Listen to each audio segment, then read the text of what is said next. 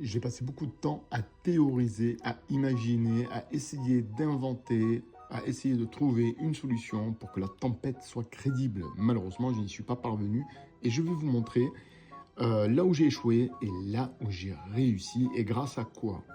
Commençons tout d'abord par cette version où on peut voir que la neige ainsi que le vent en fond semblent être corrects, mais pas satisfaisant, il y a mieux à faire. Du coup, j'ai dû réfléchir très fort pour essayer de trouver une solution. Et je me suis rappelé d'un épisode de Saint Seiya et je vais vous montrer. Immédiatement, je me suis connecté à l'épisode et ici, vous pouvez constater donc comment est-ce qu'il traite la tempête. Mais voyons voir un petit peu ce que ça donne en animation. Effectivement, on sent vraiment l'intensité de la tempête et on peut constater que la structure est en forme de zigzag, comme ceci. D'accord? Et ce qui nous permet d'avoir donc cette puissance dans le traité.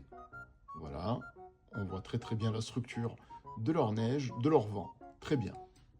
Maintenant que j'ai pu voir une méthode qui était efficace, j'ai pu l'appliquer moi aussi sur mon image.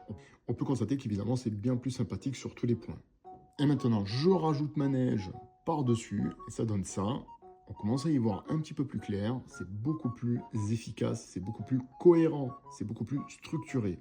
J'applique maintenant les bulles par-dessus pour essayer de voir un petit peu ce que ça donne dans l'ensemble et ma foi, ça m'a l'air plutôt délicieux. Et je rajoute un calque de vent, vous voyez ici on peut voir des petites lignes blanches qui apparaissent, voire même des grosses lignes, ce qui indique encore une fois la puissance de la tempête. C'était indispensable pour qu'on puisse ressentir l'intensité de cette ascension.